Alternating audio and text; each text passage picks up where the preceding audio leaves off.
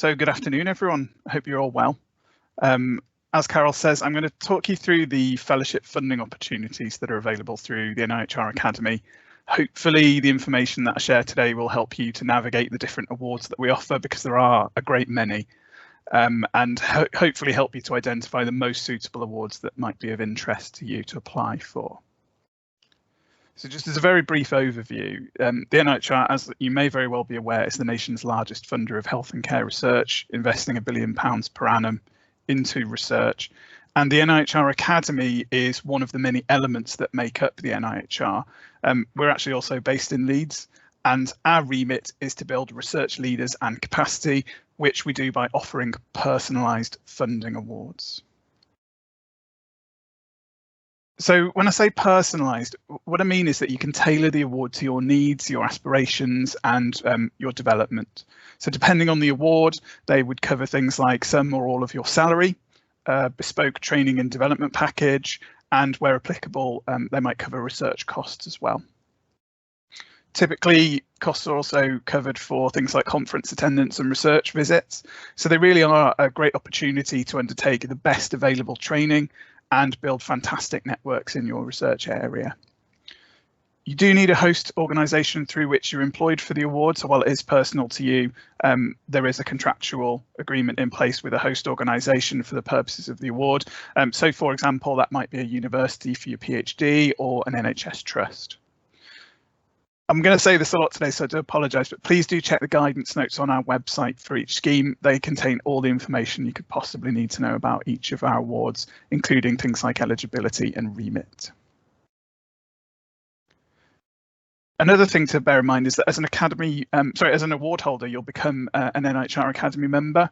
So that offers various benefits. For example, we run an annual Academy members conference, which you might like to attend. It's a great opportunity to meet people on the same journey as you. So our awards are broadly split across 3 areas. Personal awards, which tend to have a broader remit and a more academic focus. The tagline we usually use for these is fellowships for all. We then have integrated pathways, which includes opportunities specifically for doctors, dentists, nurses, midwives, allied health professionals, etc. And these are for people interested in a clinical academic career, combining both elements.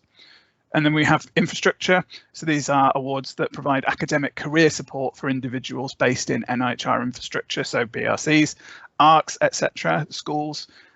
These offer the opportunity to spend time in other parts of the NIHR, to network and train in a specific skill, or to collaborate with other researchers and specialists. This is a 5-star slide, and essentially it provides a snapshot of all of the awards that we offer at the different career stages across the pathway. We've got personal awards at the top, and then we've got the ICA, or Integrated Clinical Academic Programme, and the IAT, or Integrated Academic Training Programme. Those two make up the Integrated Pathways programme that you saw on the previous slide. And then at the very bottom, we've got the NIHR Infrastructure Awards. And as I mentioned earlier, I'm going to be focusing primarily on the fellowships opportunities that we offer today. So just a quick note on who I am and where I fit into the slides that we've just seen. So as we've said, I'm Richard Milham. I'm a programme manager at the NIHR Academy. I work in the Integrated Pathways team, so the ICA, Integrated Clinical Academic, and IAT, Integrated Academic Training Programmes. I do apologise, so many acronyms, as you may already be familiar with the NIHR. So I have primary responsibility for the In Practice Fellowship, or IPF, but I do work across all the ICA and IAT awards, providing support across the whole journey. So if you were to apply for one of our awards, we may very well speak again in due course. So how do you know which of our awards is right for you? Well, you might have started to get an idea from some of the previous slides that we've looked at. For example, some of our awards are open to those of you working in specific professional backgrounds. But you should also think about where you are now in your career, what experience you've gained thus far, and where do you want to be in the future? What are your aspirations? The reason I say this is the goal is to identify which of our awards is the best fit to help you on that journey. And I'm going to go through all of our awards in a bit more detail now, so hopefully you'll see which opportunity would suit you best.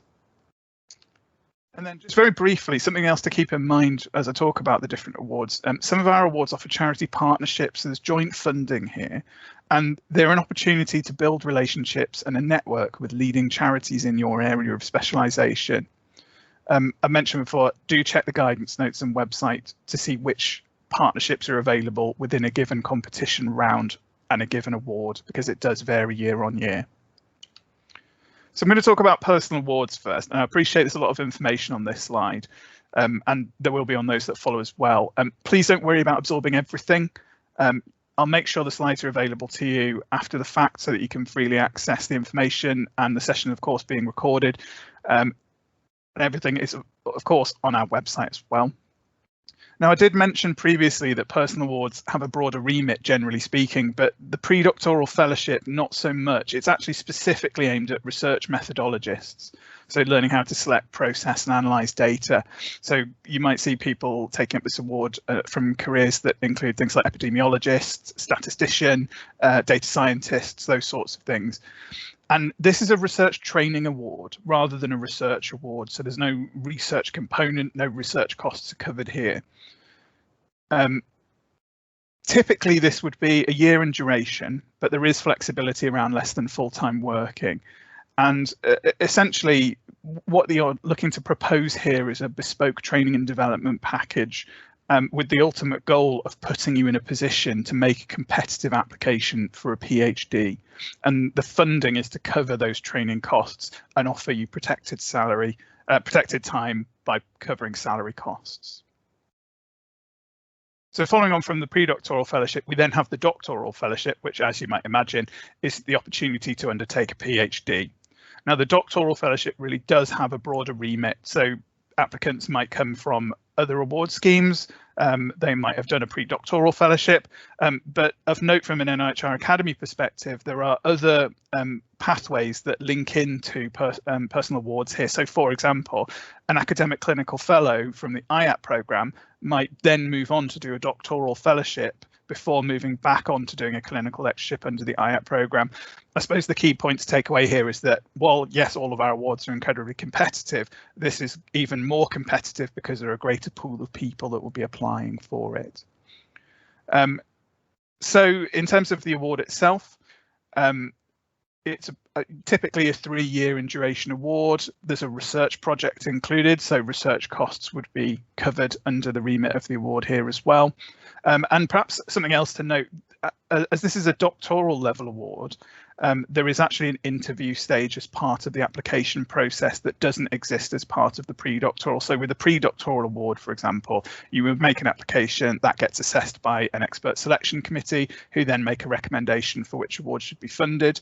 The funder then determines how much funding is available, and we then know who would be funded and communicate the outcomes. Whereas for the doctoral fellowship, there is that extra step of having an interview before the funding recommendation is reached. So following on from that, then you have postdoctoral level with the advanced fellowship. This is to enable you to become an independent research leader. And just as a quick note, there is an extra stage here in terms of the application process with external expert peer review, and that's prior to interviews as part of the shortlisting process. There are much higher expectations here around the advanced fellowship, and as you might imagine, more funding is available. You can actually do 2 sequential advanced fellowships. The first might typically be, you might see that to be used to develop independence as a researcher in your particular area, and then the other one would be more focused around developing research leadership in your specialised area. And when I say that, you know, things to think about are you going to be supervising a PhD as part of this award? And while I say you can do 2, and that might be the typical approach, there is a lot of flexibility here. So it's very much a case of when you make your application, you need to tailor it to suit your needs. So in terms of how long the awards might be and what you might do in those will vary depending on your personal circumstances. Quick note on the Development Skills Enhancement Award. This is a much shorter award as part of that programme, and the idea is it allows you to develop in specific areas where you might identify a gap in knowledge. You can use this award to help you get to the next stage and bridge that gap. And now the flagship of the NIHR Academy Awards, the Research Professorship. So if you're on track to becoming an established independent research leader in your chosen specialist area, you might want to take up a chair. This is the award for you.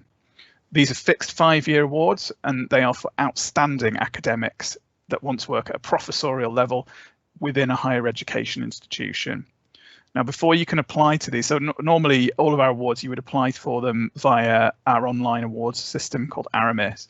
And before you can do that for this, you need to actually be nominated by your HEI. So just to bear that in mind. And then once you've been nominated, you can then complete an application form. So moving on now onto the Integrated Academic Training Programme, or IAT programme. This is specifically for doctors and dentists. And as I mentioned earlier, it's all about integrating continued clinical roles and development alongside the academic. So it's the clinical academic career pathway. There are 2 master's or predoctoral level awards here. Those are the ACF, the Academic Clinical Fellowship, and the IPF, the In Practice Fellowship. And as I mentioned earlier, from them, you would then follow on with the Doctoral Fellowship from the Personal Awards scheme. The In Practice Fellowship is a more general predoctoral level award, similar to the Predoctoral Fellowship under the Personal Awards programme, typically 2 years in duration, but again, there's flexibility around less than full-time working, as is true of the vast majority of our awards. And again, it's similar to that predoctoral award in that it's about putting together that bespoke master's level training package, or indeed using the funding to contribute towards doing a full master's degree. The goal is to put you in a position to make a competitive application for PhD, perhaps no surprise there, given it's similar to the predoctoral fellowship. And NIHR is funding the academic component for the In Practice Fellowship to give you that protected academic time. Then we have ACFs and CLs, Academic Clinical Fellowship and Clinical Lectureships. These are clinical specialty training posts in medicine or dentistry, and they incorporate academic training. These are quite different awards to all of the others in that these are managed through what we call IAT partnerships on a local level. And IAT partnerships essentially comprise of a medical or dental school, a Health Education England local office, and NHS trusts and organisations within the region. ACFs typically would be 3 to 4 years, depending on your specialty, and CLs typically 4 years. Recruitment to these posts is also managed locally by the partnership. ACFs, for example, are all advertised on Oriel to be applied for rather than using our online system. And NIHR does pay full salary costs for those awards for ACFs and CLs. I'm now going to talk about the ICA programme, which is the other element to the Integrated Pathways team. ICA is Integrated Clinical Academic. Perhaps worth mentioning here, the awards I've talked about so far, those are all funded through the Department of Health and Social Care, whereas the ICA programme is funded through Health Education England, and then the NIHR Academy manage the awards. So the ICA programme was launched in 2015, and it provides research training awards for registered non-medical health and social care professionals that want to develop clinical academic careers. So it's that combined continued clinical practice and clinical development with research and research leadership elements. And perhaps just to note, when I say clinical here, I'm using it to mean the practice that you would undertake in your profession through which you'd be registered, not necessarily a patient-facing or hospital-based role. And just a little bit more on that. So in order to be eligible to apply, you'll need to have a registration with a specific regulatory body that relates to the profession under which you'd be working for the purposes of your award. If you don't currently hold the required registration, and this would perhaps apply more to the predoctoral level, then you would need to make sure you had that registration in place before your award started.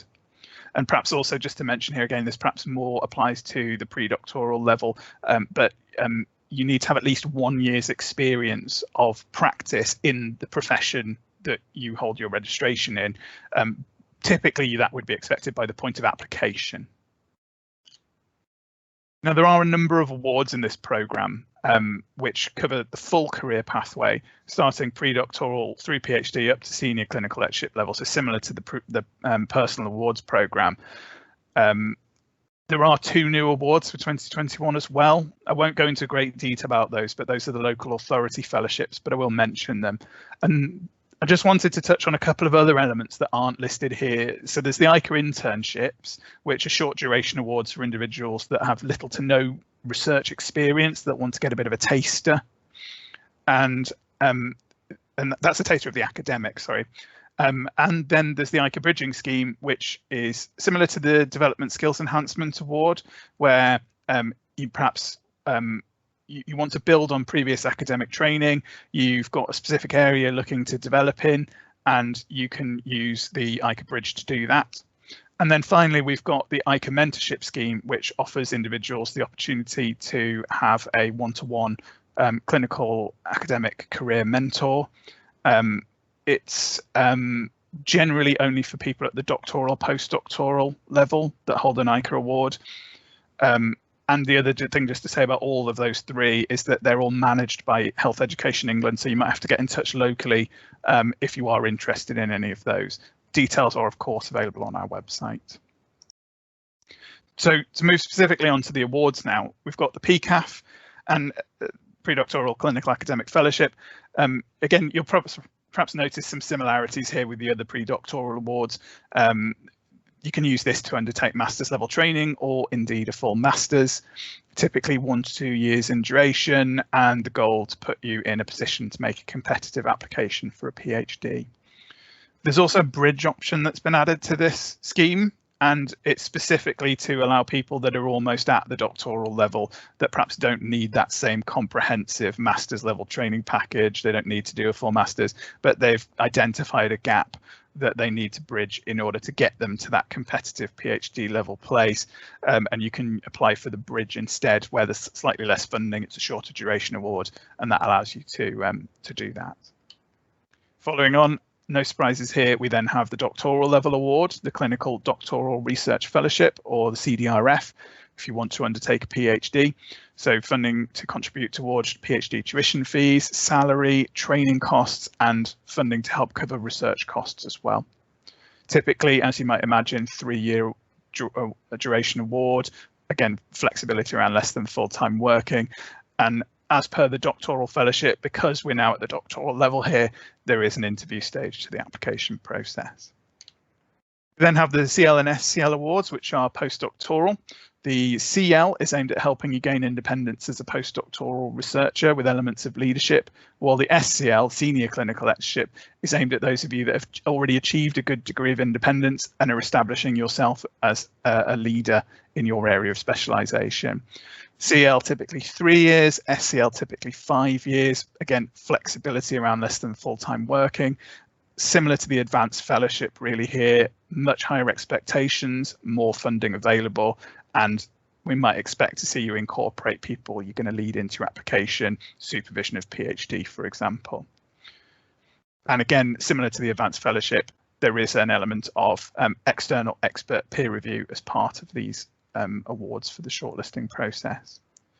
Very briefly, to touch on the local authority fellowship program, we've got the PLAF, Predoctoral Local Authority Fellowship. These are there are 2 new awards here, and these are brand new for 2021.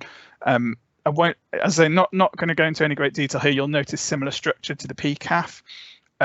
Essentially, it's just the PCAF but aimed at a different audience. So it's for early career researchers employed within local authorities or local authority supporting services. And then we have the DLAF, the Doctoral Local Authority Fellowship. Again, this is the LAF equivalent to the CDRF. And just to say, anyone that wants to apply for the LAF programme, that you need to be able to demonstrate your commitment to a practitioner academic role and a career that combines continued employment within a local authority type setting related to health and/or social care research, ultimately on the track towards research leadership.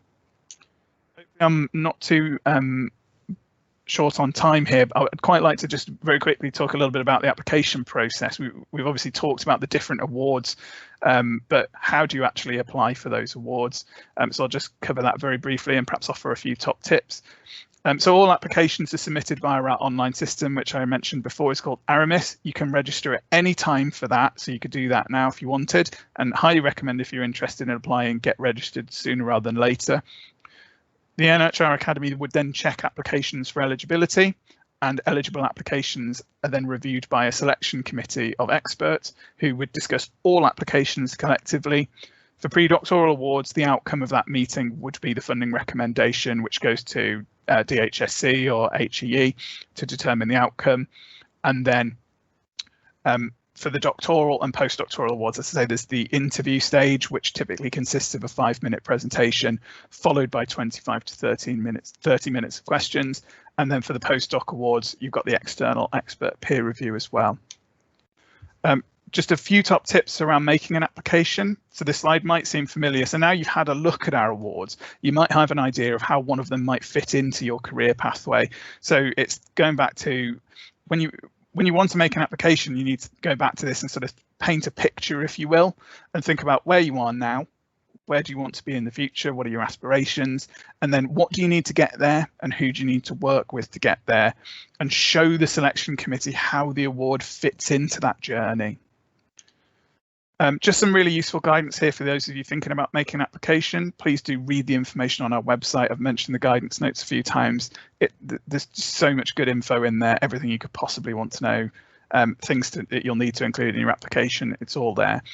Don't add patient and public involvement as an afterthought. Integrate it from the beginning. Involve your PPI stakeholders and representatives in discussions as early as possible to inform the process.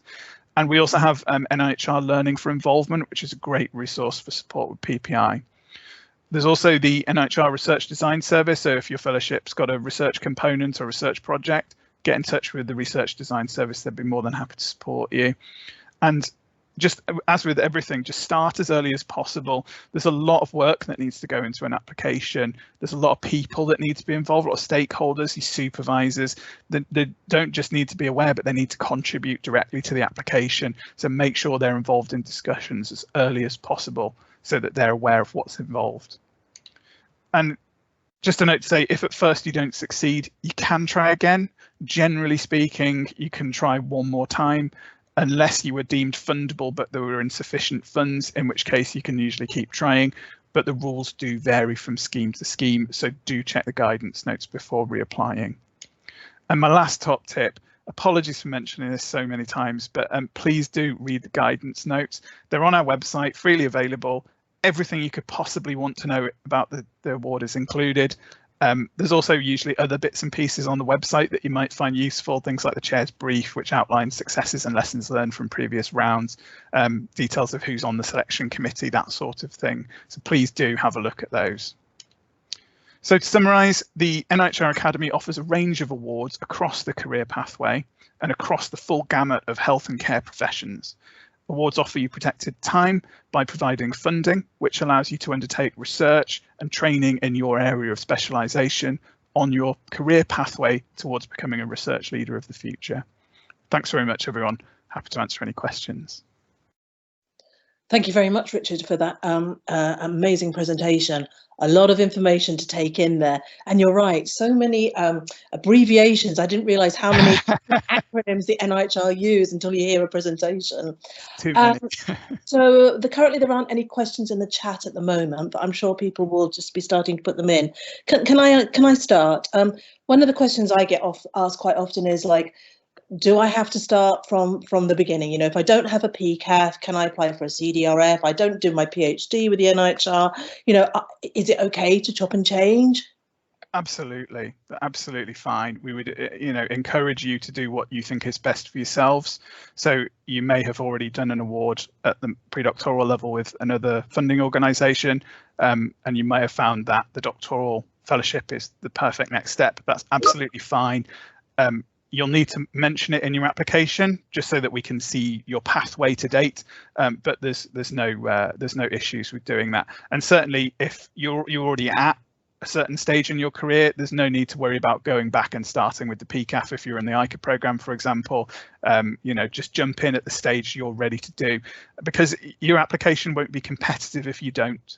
So, if you're already at the doctoral level and you're applying for a pre-doctoral award, the selection committee would assess your application and wonder why you'd applied for that. So if there's a full, clear justification, that's fine. But otherwise, just jump in where it's right for you. Perfect.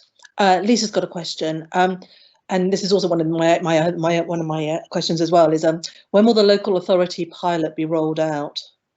It's rolled out now. So the pre-doctoral local authority fellowship actually has closed for this year. I believe the selection committee meeting for those is on Friday this week. So unfortunately, if you're looking to apply and you haven't done, you'll have to hopefully wait until next year when we hope it will run again. The doctoral, the DLAF, I think opens sort of now, so it may be open at the moment actually. So I would recommend having a look on the website and getting applications in now. Thank you very much. Natalie's got a question. Please can I ask, if I have a project in mind which is relevant to the reasons for applying for a pre-doc fellowship, can I use it as a justification to apply and build into a proposed training in the pre-doc fellowship? Yeah. It's a good question. The answer is sort of yes and no, because the project wouldn't be covered under the funding of the award. But what you tend to find with the pre-doctoral level awards is that you'll be encouraged to get involved in research anyway alongside it, because it is beneficial for your training and development. So yes, you could include the project in your application, but you couldn't include a request for funding for it. And it's just making sure you bear in mind that the purpose of the award is for your training and development. So you would need to frame the project in such a light that it was clear why you were doing that, why it was beneficial for your training and development. It may be the specific skills you would develop during that, and that's great. So just to bear that in mind, if that's okay. Does that answer the question? I'm sure Natalie will give us an answer in a minute. Yeah, you may. Heather's asked a question. Yes, Natalie said yes, thank you. Yes, yeah. Brilliant. Heather's asked a question. It might just be Heather, but maybe not, that she finds the ARAMS system very clunky, especially for publications. Now, I've had a lot of experience of that. We're trying to pull things over from ORCID and it doesn't pull over properly, et cetera, et cetera. Are there any plans to improve this? Well, I have to be somewhat political in my answer here. I appreciate exactly what you're saying, but yes, there are plans to improve it. We're constantly working on developing it. I think there were some issues around timing where we'd rolled out the recent update to changing the way publications worked in ARAMS, and it wasn't necessarily completely clear in the guidance notes at the time because of the time pointer that it had been rolled out. I do appreciate that it can be challenging, and what I would say to you is if you're having problems with it, just give us a ring, drop us an email. We're more than happy to talk you through it, look into it. If there is a real problem, we can get in touch with the development team and they can look into getting a fix. But yes, completely take on board what you're saying, and we are looking to always improve ARAMS. Perfect. Thank you very much, Richard. No more questions in the chat. I can't believe this. Yep, Heather says thank you. You talked about applying again if you were unsuccessful. So my understanding is you have 2 tries at it unless you're fundable but not funded. Is there a limit on how many times you can apply if you're fundable and not funded, or can you just keep going and going and going? Essentially, you can keep going and going and going, but I suppose there's a pragmatic limit to that.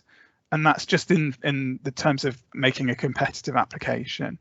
So if you're at the doctoral level and you've been applying and applying and applying, it needs to be clear that you're developing between applications, because if it's not, then I suppose in the politest way possible, it might look like you're standing still in your career. You're not developing on the pathway, so you've not reflected on the feedback that was provided as a result of the previous application. And that's what the selection committee are looking to see, that you're progressing, you're on the pathway, and you're aspirational.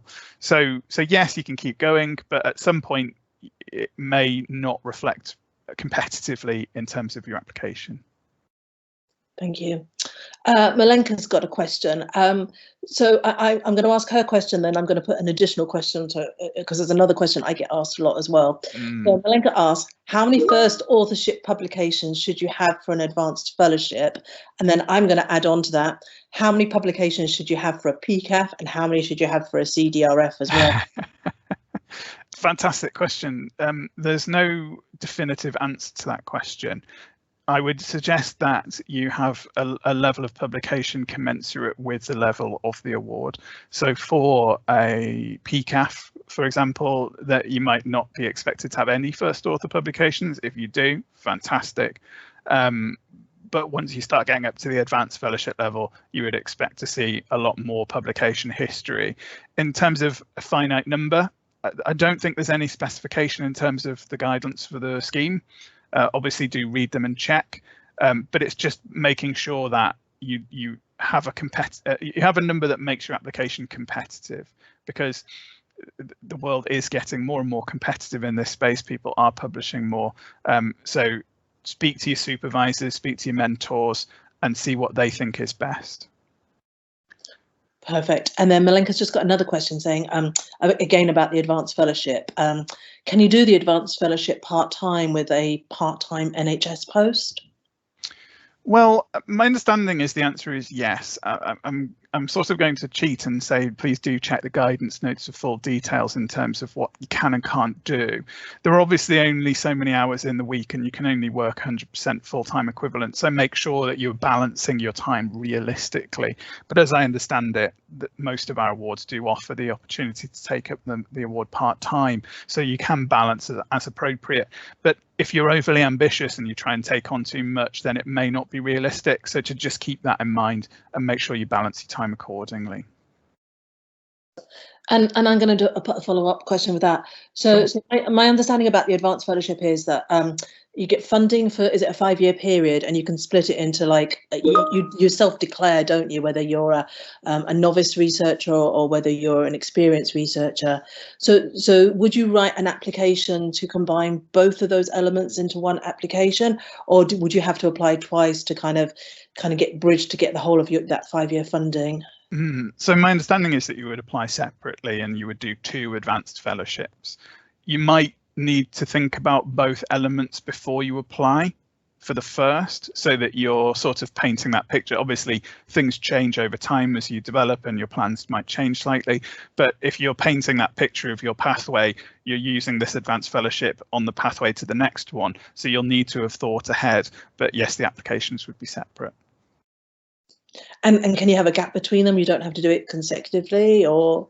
Oh, good question. You can, as far as I'm aware, you can have a gap between them. I don't think there's any issue with that. It depends what you're doing with the gap. Obviously, if it's any sort of statutory gap, that's absolutely fine. If you do have a gap, you might need to just make sure that in your application it's clear why. So, for example, we've had lots of applications recently where there's been gaps in people's career due to being clinically redeployed to support the pandemic. Those sorts of things, you know, it's absolutely fine. Of course, you can do those sorts of things just to make sure it's clear why and justified in your application. It may be that there's some sort of development opportunity elsewhere that you might want to take advantage of before you go back to doing your advanced fellowship. Susanna's asked a question, but I think we've already answered it. But I'm just going to read it just to make sure that I haven't misinterpreted her question. I think it's about publications, and I think again it's what is a reasonable number for a CDRF.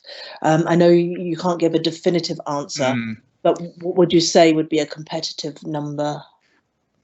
It's impossible to say, really, because and I appreciate that it is an important part of an application, but it's perhaps important to say not to focus too heavily on publication history as being a driving factor for what makes an application competitive.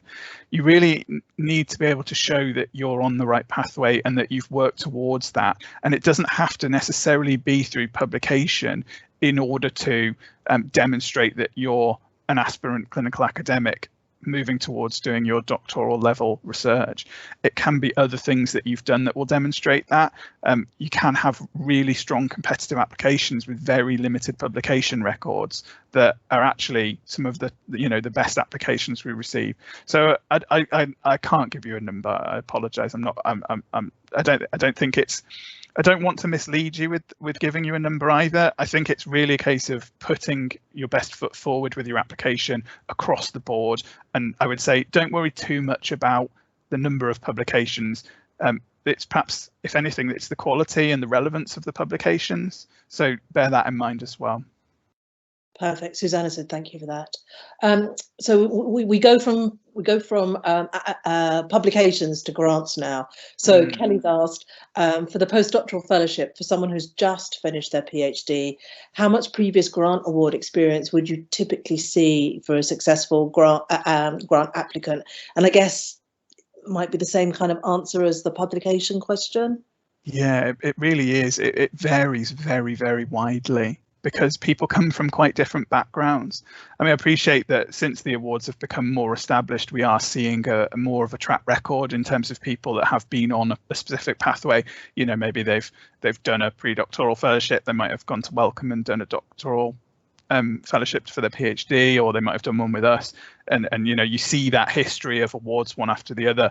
But historically we've seen everything, because people work through the pathway in different ways. The opportunities vary very widely. So yeah, there's not a specific previous grant award experience that we'd expect to see. And I will also say it perhaps is something, again, as with the publications, not something to worry about too much, because if you're, for example, at the doctoral level, you're not necessarily going to have had the opportunity to have applied for lots of grant funding, for example, to do research projects at the pre-doctoral level, but you might have been involved in other people's projects, and you might want to allude to that in your application as experience.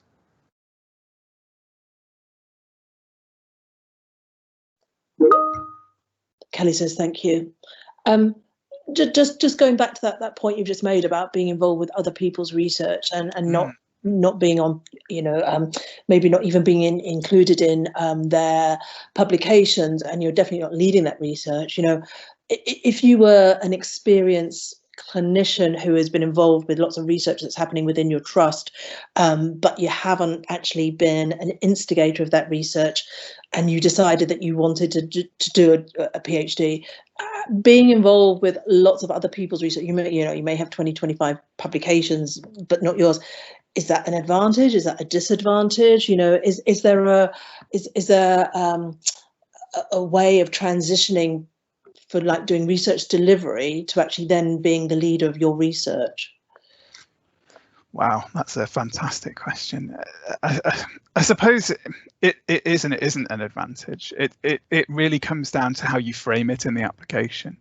So as I've sort of alluded to before, what you're doing with the application is painting a picture of your career to date and why the award is going to allow you to get to the next stage. So if you've had those opportunities to be involved in research and you can justify or clarify why those have put you in the best possible position now to be at the next level, that's great. But it's not that you would be necessarily at a disadvantage if you hadn't, because your circumstances might be different. You might have done something differently in your pathway. You know, you might be academically fantastic in other ways, or you might be clinically fantastic, but you want to get involved in the academic, and that's absolutely fine. It's just making sure that you tailor your application to your specific circumstances. Does that answer the question? It's quite a tricky one to answer. Yep, that's perfect. Thank you very much, Richard. So does anybody else have any other questions for Richard? I can't believe we haven't got any more. If we don't have any more questions, then I'm going to wind up today's session. I'm going to say thank you so much, Richard, for coming to give our presentation. Hang on a second, Claire's just got in. Claire says, is there an expected time frame between finishing a PhD and applying for a postdoc? What counts as an early career research? That's a really good question, Claire. Well, there's not an expected time frame specifically, and I'm perhaps going to sound a bit like a stuck record here. It's justifying your circumstances in your application and making it clear what you've been doing and why, and what that journey looks like to justify your journey towards the award and what you're going to use that award to do next. So no, there's no expected time frame, but obviously if you've got a massive career gap of many years between the pre-doctoral and the doctoral, you would just perhaps need to bear that in mind when writing your application, to make it clear what you've done in that time that put you in a position to work towards it. You wouldn't necessarily need to justify why you didn't go straight into it, but to just make sure it's clear that you're keen and aspirational and you want to be back on the pathway or on the pathway. What counts as an early career researcher? What a fantastic question. I don't have a definition. It can be anything and everything, anyone and everyone. It can be people that have absolutely no academic experience whatsoever.